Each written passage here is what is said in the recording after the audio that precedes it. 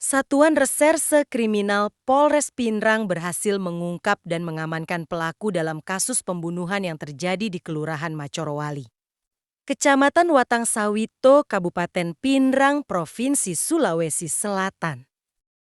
Keberhasilan ini diungkapkan AKP Prawira Wardani Kasat Reskrim Polres Pindrang pada press release yang dilaksanakan di Mako Polres Pindrang, Selasa 11 Agustus tahun 2026. Press release ini dihadiri Aibda Idewa Gede Bertayasa Kanit Pelayanan Perempuan dan Anak, AKP Darwis Maniaga Kasih Humas, personel Polres Pindrang dan sejumlah awak media. Kasus ini merupakan kasus yang cukup menonjol di Kabupaten Pindrang. Media perisai jurnalis akurat tajam dan terpercaya melaporkan dari Pindrang, Sulawesi Selatan. Jadi pada kesempatan siang hari ini, kami dari Satreskrim Polres Pindrang melaksanakan konferensi pers terkait pengungkapan dugaan tindak pidana setiap orang yang merampas semua orang lain dan dugaan tindak pidana melakukan pencurian yang didahului, disertai atau diikuti dengan kekerasan yang mengakibatkan matinya orang. Jadi dapat saya jelaskan, kejadian ini terjadi pada hari Rabu tanggal 5 Agustus 2026 pukul 14.00 WITA di salah satu kos Jalan Macan, Kelurahan Macorowali, Kecamatan Watang Sawito, Kabupaten Pindrang. Jadi dari hasil penyelidikan dari tim Resmob dan juga Satintel dan juga dari keterangan saksi-saksi, penyelidikan baik itu posisi CCTV dan lain-lain, sehingga kami bisa mengidentifikasi terkait dengan terduga pelaku. Dan juga karena ini juga termasuk dalam kasus menonjol, alhamdulillah kasus menonjol ini bisa kami ungkap. Jadi pengungkapan itu alhamdulillah dilaksanakan atau dapat diamankan pada hari Sabtu tanggal 8 Agustus 2026, sehingga kami hanya 3 hari alhamdulillah kami bisa mengungkap kasus yang menonjol terkait dengan pembunuhan di Kabupaten Pindrang. Jadi pelaku ini sempat kabur atau bersembunyi di wilayah Bulisu, Kelurahan Kasa, Kecamatan Batu Lapa, Kabupaten Pindrang. Jadi setelah melakukan aksinya, dia bersembunyi dan hasil yang kami amankan terakhir itu kami amankan di Kelurahan Batu Lapa, Kelurahan Kasa, Kecamatan Batu Lapa.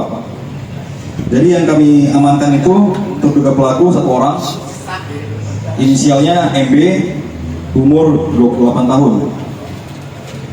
Dengan ada beberapa barang bukti yang kami amankan, mungkin ada di hadapan rekan-rekan sekalian, mungkin bisa ditunjukkan nanti yang kecil.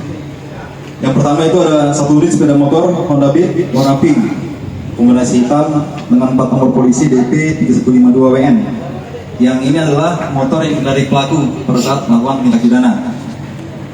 Yang kedua, satu buah sweater warna hitam yang bertulisan Banzai. Nah, ini dia.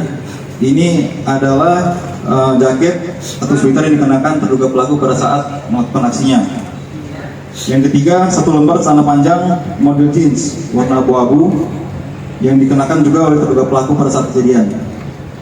Selanjutnya ada juga masker berwarna hitam yang dikenakan pelaku pada saat kejadian. Selanjutnya satu unit handphone merek Samsung A14 warna hijau. Ini adalah milik terduga pelaku. Kemudian ada juga satu unit telepon seluler merek iPhone warna hitam, itu milik korban. Ada satu unit telepon seluler handphone warna krim design by Itel milik korban.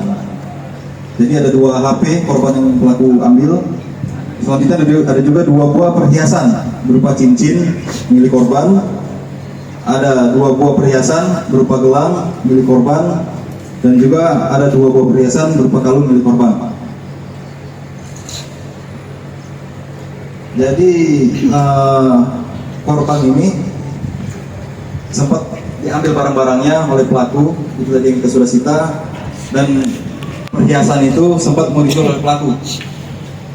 Jadi pada saat pelaku ini mau menjual perhiasan tersebut, ternyata perhiasan itu bukan berupa emas, melainkan imitasi, sehingga tidak dijual dan disimpan oleh pelaku sendiri. Selanjutnya untuk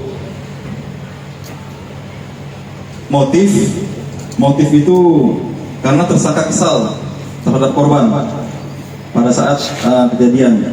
Jadi pelaku dan korban ini bertemu dan sudah ada kesepakatan bahwa pelaku akan membayar 500.000 pada korban untuk melayani nafsunya. Namun ternyata pelaku ini hanya punya uang 300.000, sehingga uangnya kurang dan korban pada saat itu marah, sempat ingin berteriak minta tolong karena pelaku panik, sehingga pelaku mencekik korban hingga akhirnya korban meninggal dunia. Selanjutnya juga pelaku ini tidak menggunakan alat untuk melakukan aksinya, melainkan hanya dengan tangannya. Untuk pasal yang dipersangkakan itu pasal 458 ayat 1 UU RI nomor 1 tahun 2023, yaitu tentang setiap orang yang merampas nyawa orang lain diancam dengan hukuman penjara paling lama 15 tahun. Dan juga pasal 479 ayat 3 Undang-Undang RI nomor 1 tahun 2023 tentang pencurian yang didahului, disertai atau diikuti dengan kekerasan yang mengakibatkan matinya orang dengan ancaman penjara paling lama 15 tahun. Mungkin itu yang bisa saya sampaikan pada kesempatan konferensi pers pada kali ini.